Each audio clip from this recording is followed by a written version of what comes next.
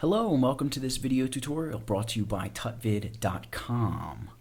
We are going to take a look at color correcting in Photoshop.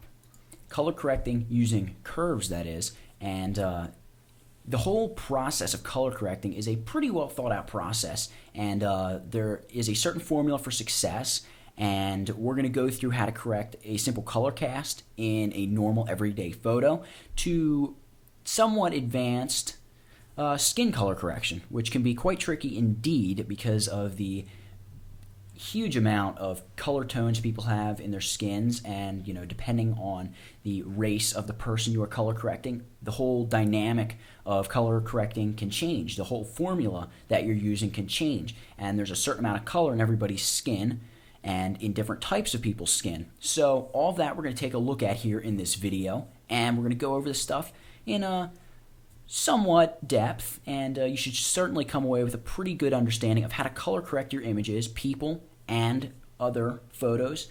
How to do all of that here in Photoshop using curves. Before we actually begin looking at how to color correct, we're going to go over a few fundamentals that you really ought to know about before we start color correcting. Now, some of you out there may already know about this stuff. Some of you, this may be brand new to you. RGB is the color space that most images are created in. Matter of fact, when you take a photo, it is in the red, green, blue color space. The Cmyk color space is the print color space. However, when it comes to color correcting, and especially color correcting skin, usually your color corrections are done based on cyan, magenta, yellow, and black numbers. That's Cmyk. Red, green, blue would be RGB. Okay, but images are in the RGB color space. You only convert images to Cmyk color space when you are outputting them for printing of some kind. But an image, just by itself, by nature of being an image, is in the RGB color mode. Now, the nice thing about this is it's sort of all interconnected in a strangely, well, not really strangely or odd sort of way, but it may seem strange at first, but I'll explain it all to you. Red, green, and blue are the three primary colors that you have in the RGB color space, hence the name RGB. Cmyk has cyan, magenta, yellow, and black. Okay, for black, I guess they didn't give it B because then you would also have blue and black. Now, red has a direct opposite, which is cyan. That's very nice to know because if you recall, when we work with the curves dialog box, they only give you red, green, and blue channels when you're working with an RGB image. So we know that if we take away red, we introduce cyan. Cyan is the opposite of red. Same thing with green. If we take away green, we introduce magenta because magenta is the opposite of green. If we take away blue, we introduce yellow because yellow here is the opposite of blue. And then, black is its own thing going on over here. But that's black. We're not really going to be worried about that because black isn't its own color channel. Now, when we do begin our color correction process, we aren't going to go converting photos to Cmyk. We're simply going to read the colors using Cmyk, and the eyedropper tool has a feature that allows you to do that. I'll show you how to do all of that, so there's no need to go out and change the way you're shooting. All right, no need to change your color space that you're working in. We're going to take care of all of that in its own due time here in just a minute. And one last way you can pretty easily visualize the difference between Cmyk and RGB is, well, here I have, whoops, I don't want to get rid of that. I want to get rid of that. I have these three circles, red, green, and blue. And here when I overlap them using this blending mode in Photoshop, notice blue is up here. Directly across from blue, we have yellow. So yellow is the opposite of blue. Here we've got green. Directly across from green, we've got magenta. Magenta, opposite of green. Here's red. Directly across from red, we have our cyan.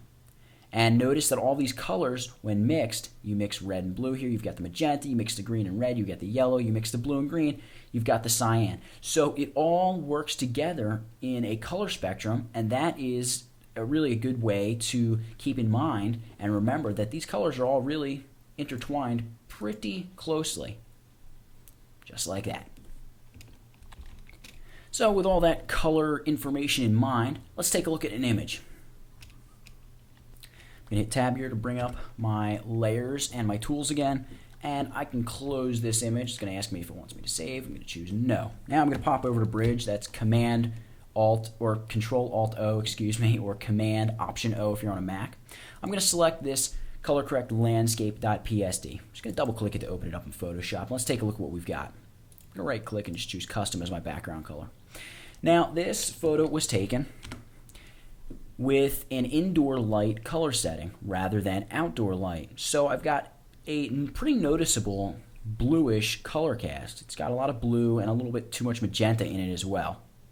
Now, one of the easy ways to color correct an image is by finding a white point in the image or finding a neutral gray point in the image. Finding a neutral gray point in the image can be a little bit tougher. You can use what are called neutral gray cards or gray cards, which is a perfect, pure, uncolor tainted gray that you can place in a photo before taking it. But if you're taking a photo of a bunch of mountains, you're probably not going to be able to get out there and place a color card. There are different ways of doing that. Although with something like mountains, you can usually just color correct using your eyes. You can, you remember what it looked like pretty much, so you can just tweak the colors using your eyes. However, with this image, I have another way I'm going to color correct, and that is using a white point. I remember when I took this shot that this building here was painted white. And it looks white here pretty much. I mean, not, I guess, pure white because it's got that blue tint. So we can place a point on this building and color correct based on how white this gets. We know that this should be pretty well pure white. So as long as we bring this back to pure white, everything else in the image should also look the way it did when I took this shot. Now, one thing I want to point out before I begin doing this is that when I took this shot and I realized that I had it in the wrong white balance mode, I just switched to white balance mode and took a new shot in the correct using the correct white balance. Now, if that is an option, I always suggest getting your photos as right as possible in your camera, because as little Photoshop editing as you have to do, that the less the better, and you retain the highest quality image by having to do the least editing and the least pixel pushing. So you should really try to get it right in the camera. But say you've taken this photo, you didn't realize it was the wrong white balance, and now you're here and you got the shot. You really don't have any other options. So let's color correct it. Hit tab to bring up my palettes and my panels and everything else again. And I'm going to zoom in on the side of this house. Zoom way in, all the way in, okay? I'm all the way in on the side of the house. And I'm just going to place a color sample point on the side of this building. We're going to use the eyedropper tool here, and I'm going to set the sample size to 5x5 average. I believe if you're using CS2, 5x5 average is the biggest you have. If you're using CS3, you can use 11x11 if you like. It's all going to depend on how big your image is, and usually the bigger the better, although 101x101, you can start having some issues as far as selecting color. Basically, all this does is it selects, say, 11 pixels across and 11 pixels down, and it averages the color of all of those pixels and gives you that information. We're going to just stick with 5x5 here for the house because we can tell that there's some variation in color. I'm going to look for an area that looks like it's just a solid color without any of these harsh shadows or highlights. And that looks like right in here. So I'm going to hold down my Shift key and I'm going to click. And you can see I've got this little target that gets placed there. And with that target, up pops my info palette, and right here I have the RGB values of that spot, and you can tell that there is a lot more blue than green or red, and there's a lot less red than green or blue in this area. So basically what has to happen is the blue needs to be reduced and the red needs to be increased. We'll leave green right around 190. So we can manually adjust this, or I can show you a quick auto way. I'll actually show you both ways. And they're both using adjustment layers. We're first going to use the levels adjustment layer. I'm going to zoom out a couple there. And I'm going to select the adjustment layers button or icon here. And I'm going to choose levels. Up pops the levels dialog box. And we know that this point is supposed to be white. So we can select the white eyedropper here and just click into it. And our image should be color corrected, right? Well, I'm going to hit OK here. And let's check to see what happened.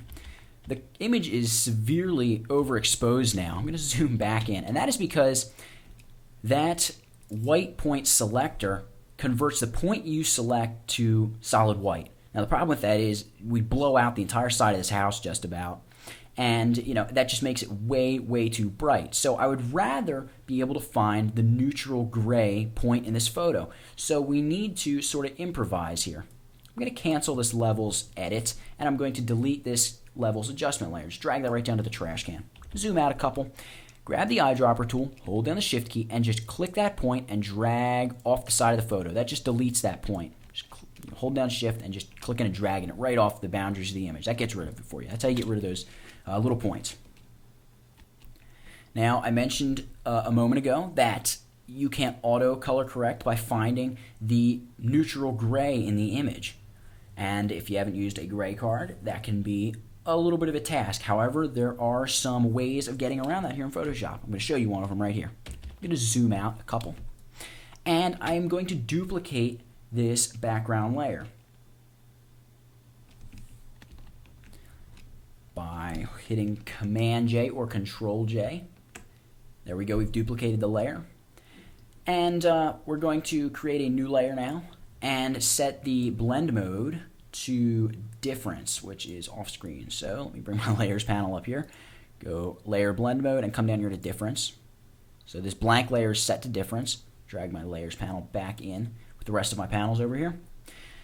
We get this layer here set to difference. I'm going to go edit, fill, and I'm going to fill using 50% gray. Hit OK. Okay, and it looks pretty darn bad. You can see that it looks like we've just destroyed the image. We actually haven't. We are well on our way to finding our 50% gray spot. So, the next thing we need to do, make sure we have that layer 2 selected. Go layer, layer style, and blending options. Now, we need to use these blend if sliders down here. What we want to do is use the underlying image sliders and basically drag them together, and we're going to start seeing that some of our image is going to start coming back. And basically, I'm going to drag both the black here into the center, and I'm going to drag the white across here. I'm going to try to drag them as close to the center as possible. I'm watching for these black areas. I want to keep pulling them together till most of the black areas are gone. Not all of them, but most of them. All right, I can still see a little bit of black area left on the roof. That's good. And I'm going to stop right about there. I'm going to hit OK. OK. And I'm going to zoom in right here on this edge of the roof. We got some black spots. Alrighty. That's pretty good. However, those spots are just a little bit too small. So what I'm going to do is come up here to layer, layer style, blending options, and I'm going to drag that underlying layer slider apart a little bit, just like that. Now I'm going to hold down the Alt key to split the handle and drag it in. Split the white handle and drag that in. And I'm not going to split the white handle at all, come to think of it. I'm just going to drag the whole handle in. And I split the black one a little bit too much, so I'm holding that Alt. I'm just dragging it back together. Now drag the whole black handle over. Hit OK, and you can see now we've got this nice chunk here on the chimney. We've got some areas out there in the field. We're going to take this bigger spot here on the chimney. I'm going to select my eyedropper tool, hold down the Shift key, and actually I'm going to reduce the sample size to 3x3 to ensure that I don't stray outside of this dark area. And hold down my Shift key and drop that point right there. Okay, we can now get rid of this difference layer. Drag that down to the garbage can. We can actually get rid of this extra layer too. Turns out we didn't need that. That point right there is a point we can use to color correct using the neutral gray eyedropper in the levels adjustment dialog box. So let's go back to our adjustment layers, grab levels, and we're going to grab this middle eyedropper, the gray eyedropper. And we're going to click right there on that point. Hit OK. Let's zoom out. And that looks pretty darn good. So that's it for the auto color correction. You can see there's before and after. Quite a drastic difference, huh? And I'm going to hold down Shift and just drag this point off because we're done with that now. And there we go. Color corrected image. That's auto color corrected. Now let's take a look at manually color correcting this thing using the info palette. I'm going to shut off this levels adjustment layer. And let's zoom in on the side of this building and place a point just like we did earlier. Set the sample size of your eyedropper to 5x5. And hold down Shift and place a point anywhere. You can see that we're getting our RGB readout up here in the info palette, just like we were. Now we're going to set up an adjustment layer. Make sure, by the way, you've selected the background layer. Set an adjustment layer, curves, and we are going to, well, number one, move this over here so we can see what we're doing. We're really concerned with the numbers here in the info palette, the RGB values. Notice when you open up the curves adjustment dialog, we get this slash with a second set of numbers, all of which are identical. That's because these numbers are the edited numbers. The numbers to the left are the current numbers. Numbers to the right are the numbers that we are changing. So you're going to see that as we push these angles around here in curves, those numbers here on the right are going to change. The ones on the left are going to stay put because that is the original image. So we're going to start with the red channel, and I'm going to use my eyedropper and click on that spot. And you can see that a circle is appearing in my curves dialog. I'm going to hold down my Control or Command key and click there to place an anchor point. I'm now going to use my arrow keys, my up arrow keys, to push that point up until I get to about 193. You can see my red equals 193 and my green equals 193. Now I'm going to go down to the blue channel. I'm not going to edit the green. I want the green to stay right around 193. Now again, I'm going to Control click that sample point to place an anchor point right there. And I'm going to use my down arrow keys to take some blue out of this image, or that would be introducing yellow. So there we go, 193, 193, 193. The white on this building is a complete monochromatic color. There is no other color being introduced. It is just brightness values. So that means it is true white, or really it's a light gray.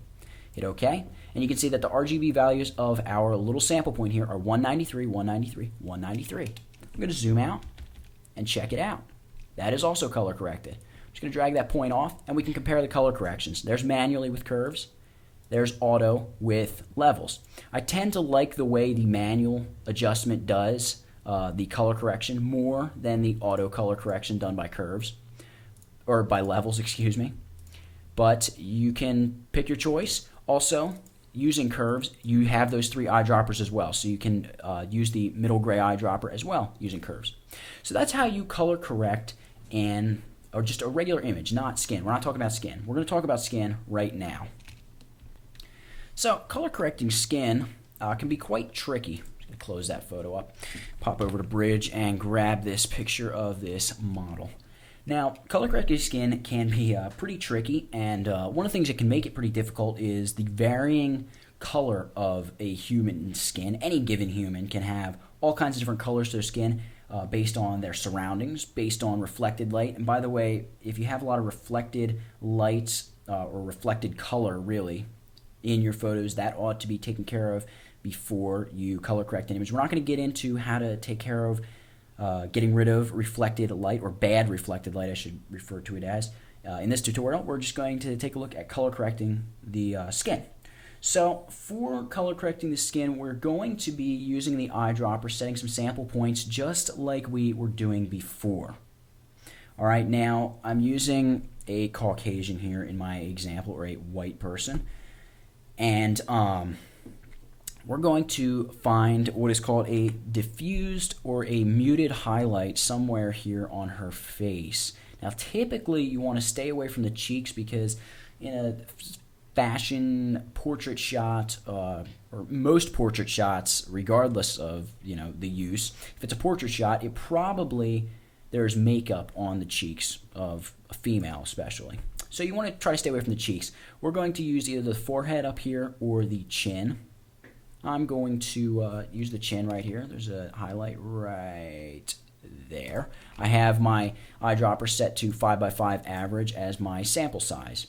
Now, I mentioned that we are going to do our skin adjustments in the Cmyk, using Cmyk color readout.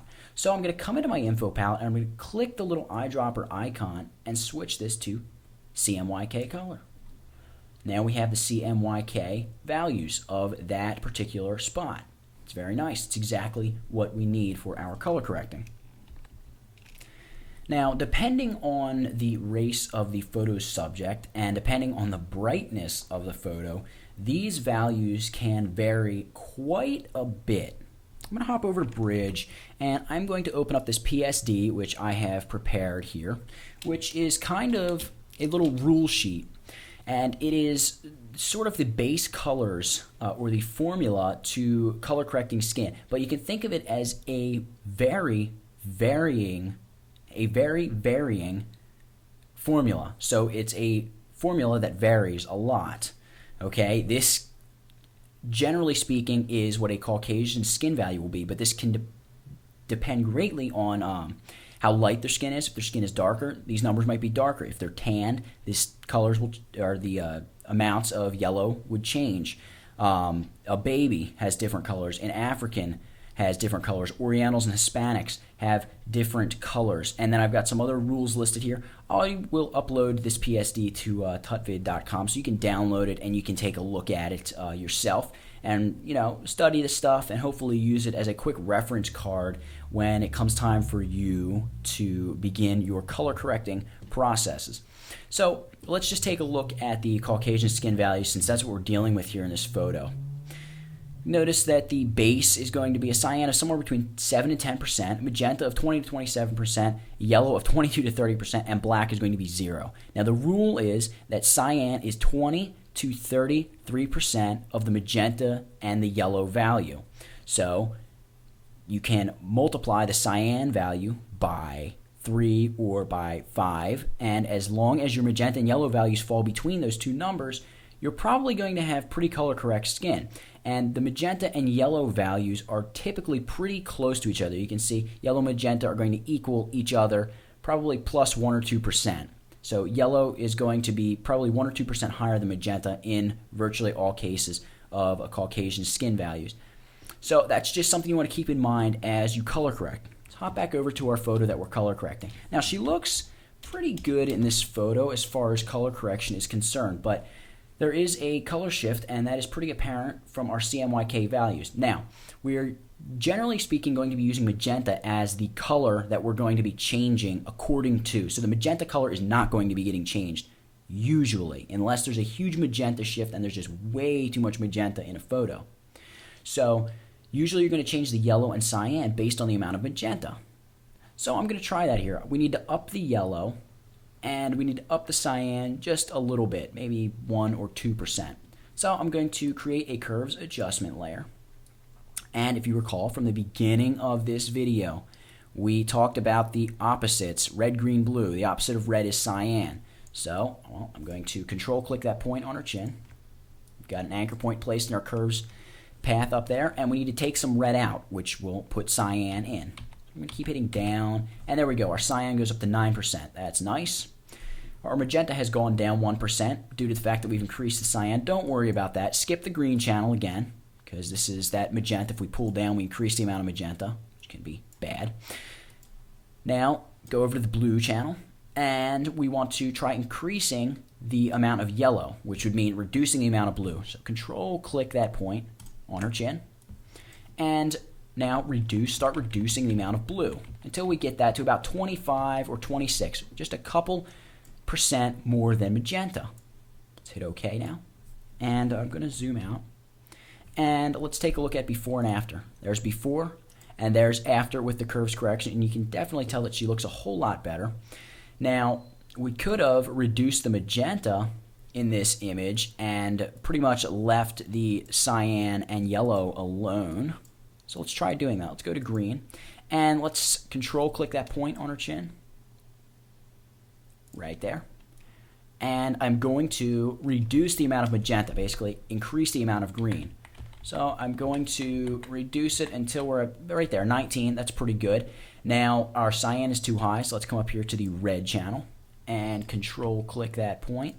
We're looking for a cyan value of somewhere around 4 to 5. So we're going to increase the reds here till we got about 4. That's pretty good. Now we can hit OK. It looks like there's a little bit too much red though, so we're going to reduce that just 1, maybe 2 clicks. That brings us to 5%. Hit OK, and there we go. We've got a nice color corrected image here in Photoshop, and that's all color correcting based on this one point here, a diffused highlight on the face of the subject, and using our info palette to make sure all of our numbers are squared up. Now, there are people who like to color correct skin based on the way it looks, based on how good it looks to you. But the problem with that is your eyes start to self-correct an image. It's self-color correct an image. Like if you stare at this image for long enough, it's going to look like it is color corrected. For instance, when I brought it in, you probably thought, hey, that doesn't need to be color corrected too badly. Not much is wrong with it. But once you see it with the adjustment, you can tell that it has a pretty severe magenta shift.